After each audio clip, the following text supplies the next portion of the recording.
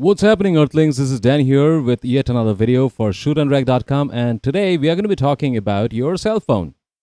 Yes, we are going to be talking about whether or not you should consider filming yourself for your YouTube channel with your cell phone camera. Is it really a good idea to do so? Maybe, maybe not. Let's go find out how your cell phone camera works, and then you would be in a better situation to decide for yourself whether or not you would want to film yourself with your cell phone camera. Let's get started.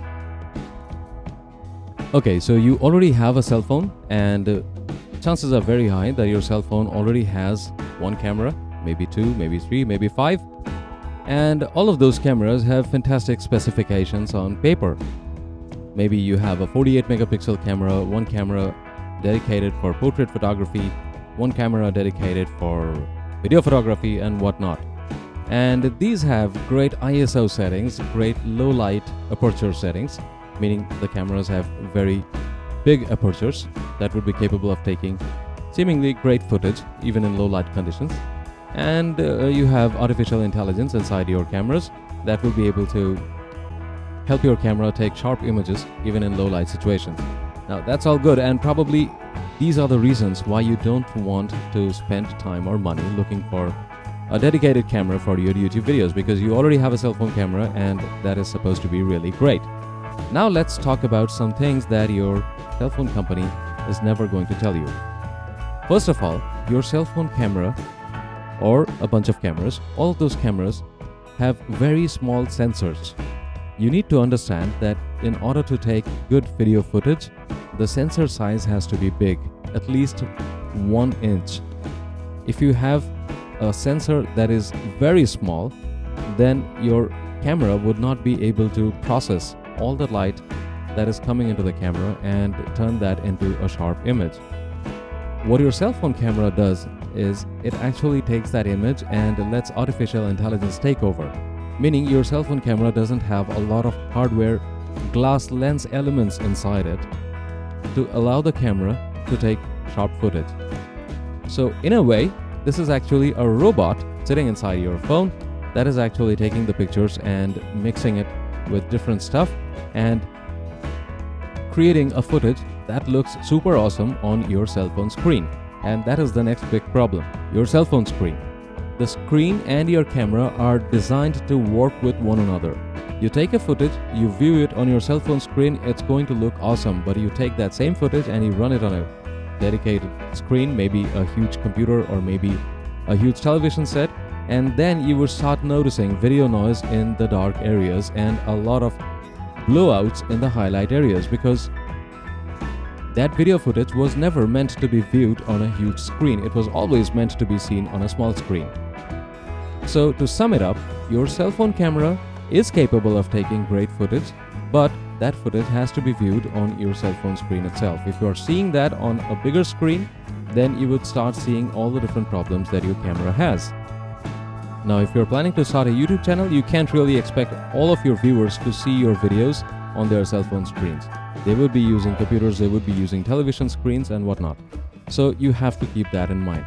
The second problem with cell phone cameras is if you take the footage of a cell phone camera and bring that into any video editing software, you would find out that it's super difficult to edit footage coming out of a cell phone camera, because frankly there isn't a lot of raw information available inside the video footage that your video editing software can work with.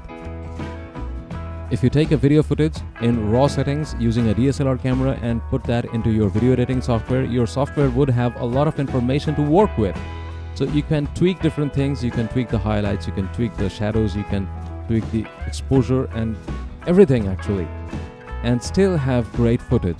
So your cell phone camera footage is not going to allow you to have a lot of creativity in terms of editing, because your editing software won't be able to handle your cell phone footage with Elan. So it's important to remember that whatever looks good on your cell phone screen might not actually look good on a big screen, and you would have a hard time editing that footage using your video editing software. Now, those are the basic drawbacks of cell phone cameras. It doesn't really matter how high the aperture is, it doesn't really matter how many megapixels your cameras have.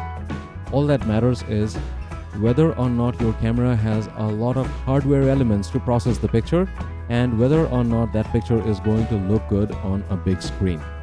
For YouTube videos, that is the most important thing that you have to keep in mind. Now, if you're considering filming maybe just a few seconds of video every now and then for your YouTube channel, your cell phone camera is going to be fine. But if you plan to use the cell phone camera for shooting yourself regularly, every day, many videos every day, then probably this is not a very good option.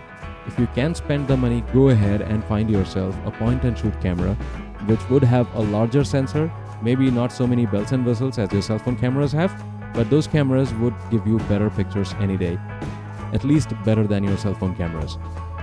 And if you want still better quality, then you should go and invest your money on a DSLR camera. If you don't want to spend a lot of money on a new DSLR camera, then at least go find yourself a used DSLR camera, something inexpensive, maybe something like the Canon T3i, which is really an inexpensive but a great camera.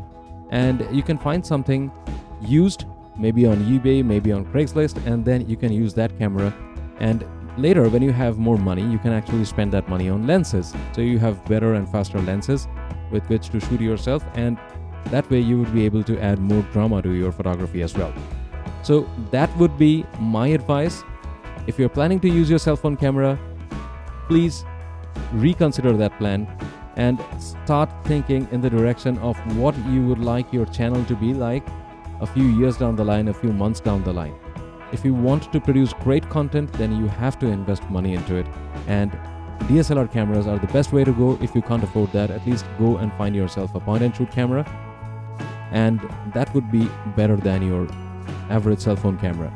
But if you have nothing else available with you, or if you don't want to spend money right now, then of course you are stuck with your cell phone camera and you just don't really have any other option. So that's it from Dan here, and I'll see you again in my next video. Please don't forget to like, comment, and subscribe to my channel. Thank you.